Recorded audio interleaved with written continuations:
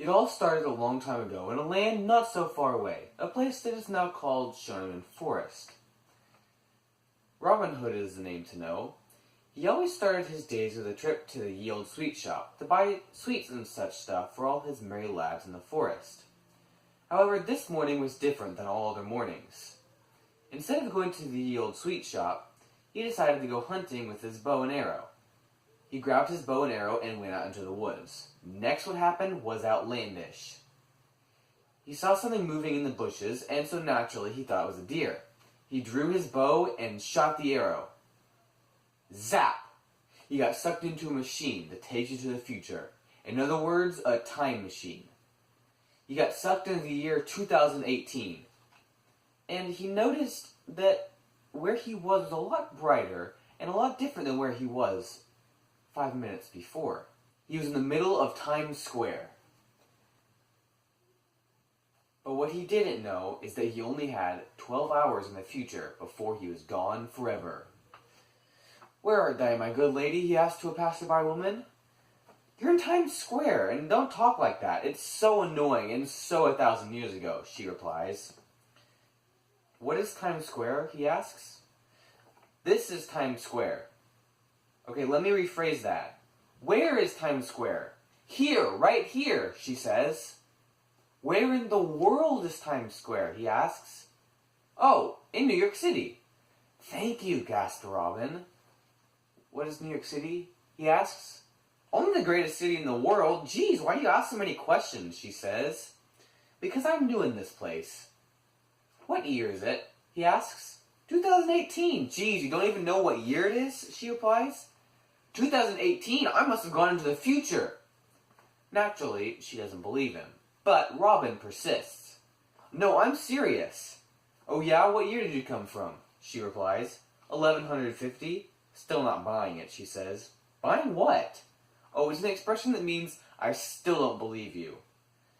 Then Robin asks her if she might possibly have something in her bag.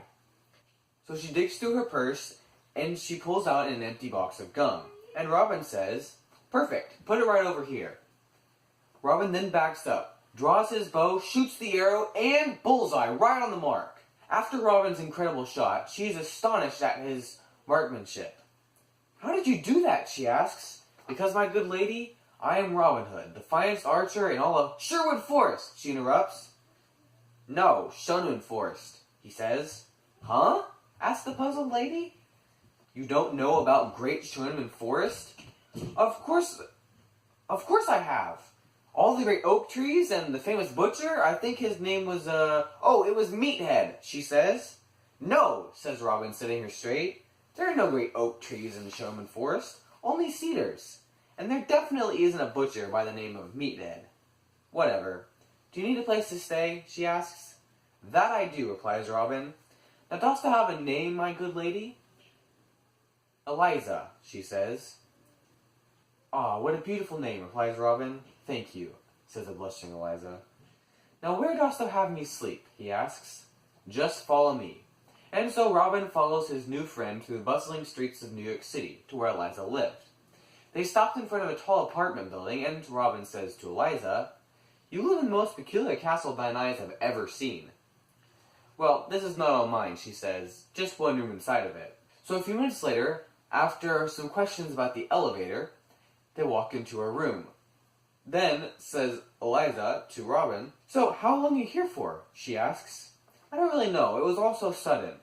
I was in Shoneman Forest walking through the woods, and I thought I saw a deer in the bushes. So naturally I shot it with my arrow. And then zap! I was in the middle of what you call Times Square. And thou art knows the rest." The day went on, and Robin and Eliza conversed for its entirety. Then, says Eliza to Robin, "Well, we should probably be off to bed. Your room is over there, and I'll be over here in this room." "Well, I guess I'll see you in the morning." "Good night," replies Robin. But what both Eliza and Robin didn't know was that would be the last time they would see each other. Robin walked into his room and fell asleep shortly. Then, zap! He found himself in Shoneman Forest, under his cedar tree with all his merry lads. They all lay in their beds asleep, and he realized it had all just been a dream.